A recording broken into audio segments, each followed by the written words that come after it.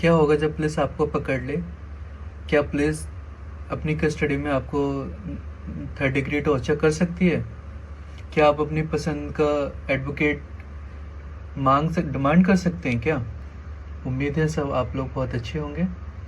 तो बेसिकली एक केस आया था, DK Basu versus West Bengal, और ये 1997 का केस है, जिसमें सुप्रीम कोर्ट ने 11 बहुत ही इम्पोर्टेंट गाइडलाइंस दी थी पुलिस के लिए।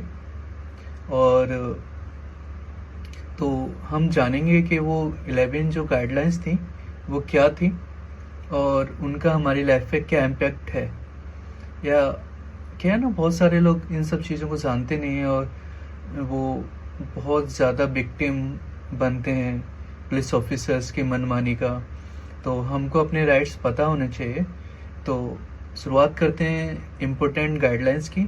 तो जो पहली गाइडलाइंस थी वो थी कि जो भी पुलिस ऑफिसर होगा उसको एक क्लियर, एक विजुअल जो टैग और जो बैज होता है वो होना चाहिए उसके। जब भी वो आपको अरेस्ट करने आए तो एक क्लियर और विजिबल नेम होना चाहिए उसके टैग का। सेकंड थिंग क्या था कि उसके पास एक अरेस्ट मेमो प्रिपेयर्ड होना चाहिए। और जो तीसरा है कि जब वो आपको अरेस्ट करे तो आपके पास राइट्स हैं कि आप अपने रिलेटिव को इन्फॉर्म कर सकते हैं कि ऐसे ऐसे मेरा ऐसे पुलिस मुझे अरेस्ट करके लेके जा रही है, तो आप उनको इन्फॉर्म कर सकते हो। और जो चौथा है वो लीगल असिस्टेंस की बात करता है। उसमें एक्चुअली होता ही है कि आप अपनी डिमांड, मतलब कहते हैं ना, अपनी पसंद का एक एडवोकेट डिमांड कर सकते हो कंसल्ट करने के लिए। और एक बहुत ही इम्पोर्टेंट जो टर्म्स आता है, जो नेक्स्ट जो आता है वो होता है मेडिकल एग्जामिनेशन।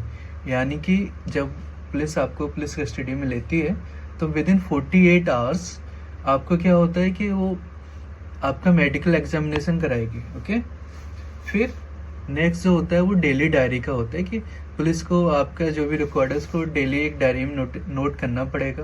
ओके, और जो भी कंसर्न जो मजिस्ट्रेट होगा उसको क्या होगा, पुलिस इसको इन्फॉर्म करेगी। ओके, और जो एक जो सबसे इम्पोर्टेंट जो लास्ट रह जाता है वो होता है टॉर्चर, कि कोई भी पुलिस आपको थर्ड डिग्री टॉर्चर नहीं कर सकती जब आप पुलिस कस्टडी में होते हो तो।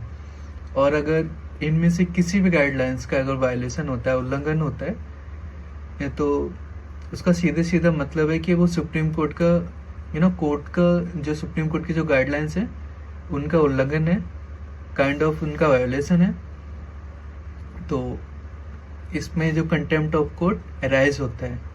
तो ये बहुत ही लैंडमार्क जजमेंट था, DK Basu versus state of west Bengal 1997, जिसने कि जो पुलिस कस्टडी का जो एक टैबू था, मतलब एक हवा था कि उस टाइम लोग बहुत ज़्यादा पढ़े लिखे नहीं थे। इवन अभी भी बहुत सारे रूरल जो एरियाज़ हैं वहाँ पे लोगों को पता नहीं है। तो अभी भी क्या होता है कि पुलिस उनको पकड़ के लेके जाती है और बहुत सारी मारपीट के भी केसेस आते हैं। तो हमको ये सब पता होना चाहिए। एक केस तो मुझे लगता है कि एवरी सिटीजन हर भारतीय को पता होना चाहिए। तो होपफुली आपको ये केस अच्छा लगा होगा और ये नॉलेज पसंद आई होगी। तो please like and subscribe to our channel. Thank you. जय हिंद, जय भारत।